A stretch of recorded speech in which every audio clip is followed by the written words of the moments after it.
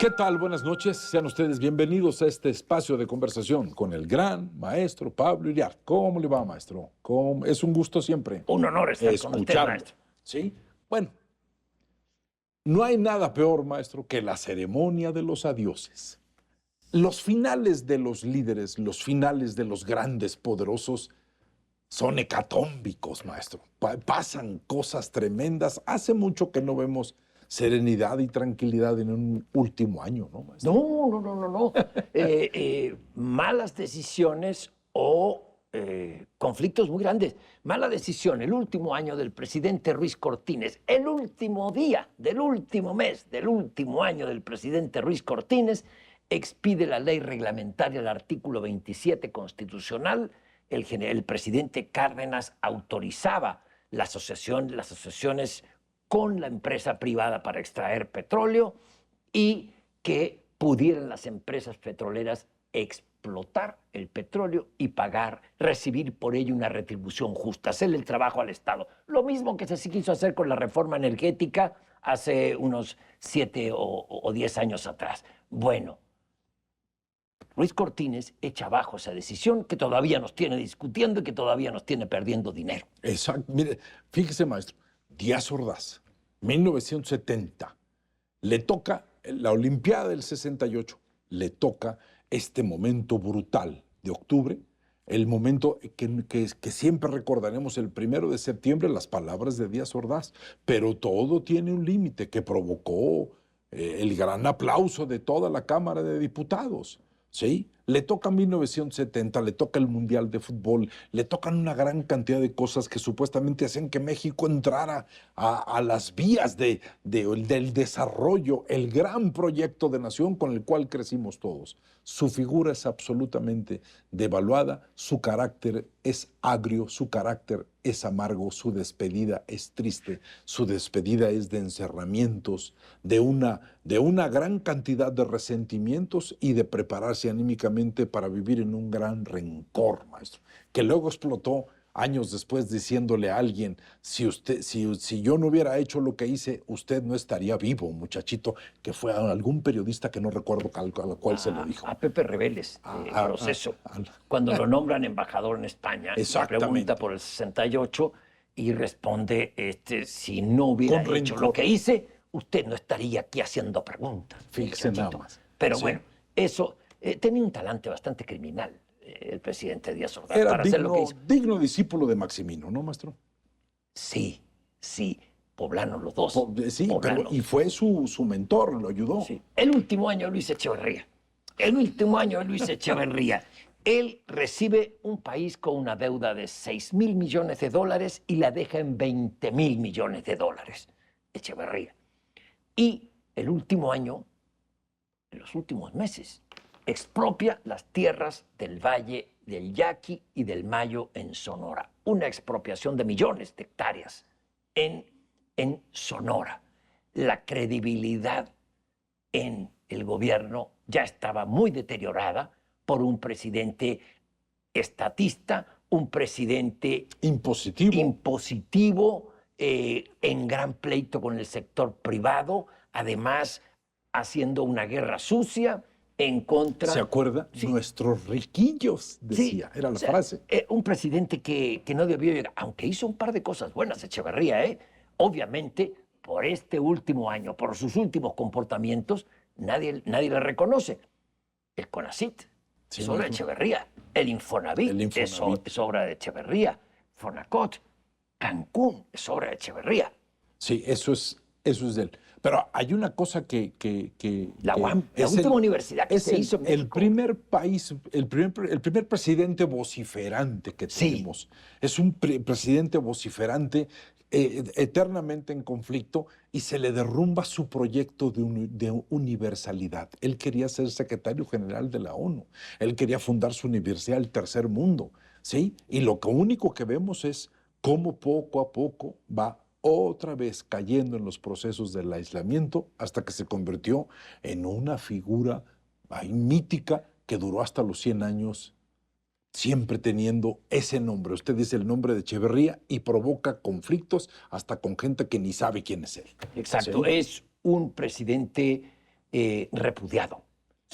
Y se ganó el repudio por muchas cosas, no solo por la guerra sucia y este tipo de cosas, sino por decisiones económicas en donde se abre la era populista y entra como sucesor, él lo pone a José López Portillo, no era su candidato, pero pone a José López Portillo a administrar la abundancia. Echeverría ya sabía que teníamos petróleo y con López Portillo pasa la producción petrolera, la exportación de 93,000 barriles diarios a 1,500,000. Preparémonos para la ¿Se abundancia. acuerda ese gran discurso? Sí, claro. Y lleva la deuda. Esa deuda que Echeverría deja en 20,000 millones de dólares, López Portillo la lleva a 60,000 millones de dólares. Los gringos nos bajan el precio del petróleo. Eso mala fue, ¿se decisión acuerda, maestro? interna. La OPEP, que era una asociación que jugaba de manera clarísima y estaba todo el tiempo expuesta a vaivenes políticos, ¿sí? El precio del petróleo estaba en un punto y creo que llegó hasta $8 cuando estaban calculándolo en $90. Sí. Estaba en $8, quiere decir que estábamos perdiendo hasta la camisa, maestro. Así ¿Sí? es. Y la economía totalmente petrolizada. Lo único que exportaba México era petróleo. Y con López Portillo llegan a haber 1,117 empresas estatales. De todo lo tenía que hacer el Estado. Y el petróleo, el Estado. Y las plantas de luz para las refinerías, que sean de Pemex.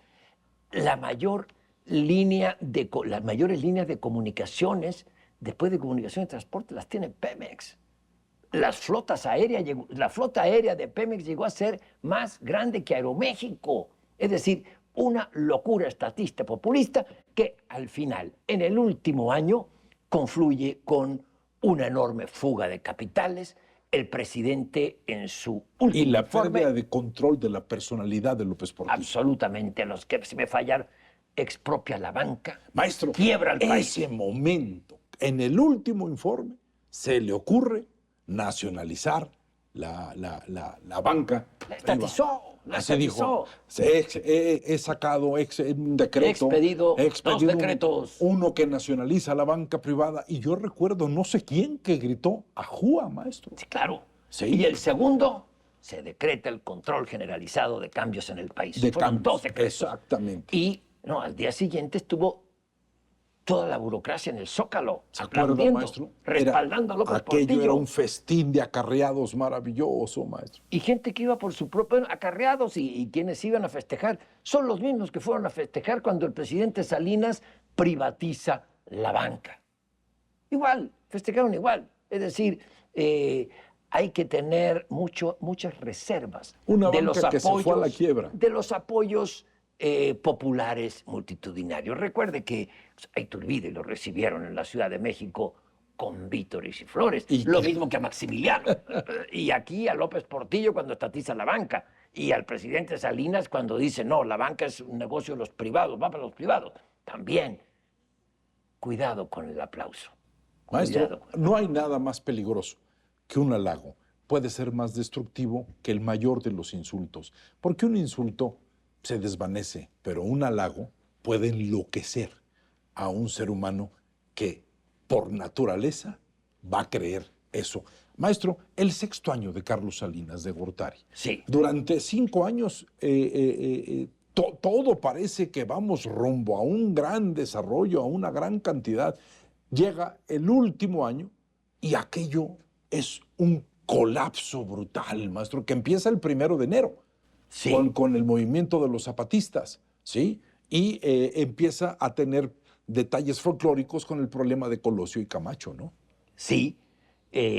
Yo haría una diferencia con un buen último año con Carlos Salinas. El crecimiento habría sido de promedio de 5% anual. Sí, maestro. Fue del 4%. Y hoy estaríamos cantando otra historia. Es decir, Colosio presidente, no hubiéramos tenido esa enorme crisis que provocó un mal manejo cambiario.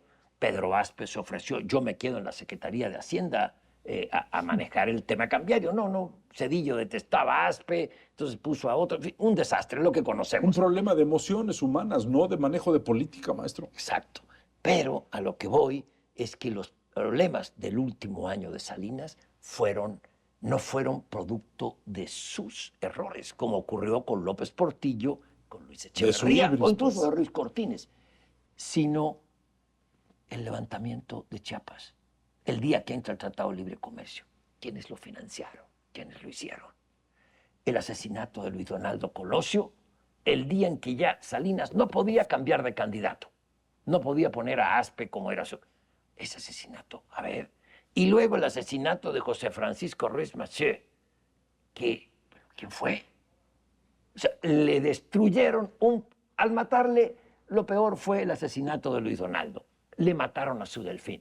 Entonces sí, tuvo un último año malo, pero que lo corona con una pésima decisión el presidente Zedillo, lo que uno de los suyos fue Guillermo Ortiz, el que dijo los errores de diciembre. Se lo dijo a Tim Golden, que no cita la fuente, dice funcionarios del actual gobierno, se refería al nuevo secretario de Hacienda después de Serra, a Guillermo Ortiz. Dice, sí, influyeron los errores. Serra Puche fue el que abrió todo un relajo cuando a Bailes avisa que va a poner a flotar el peso.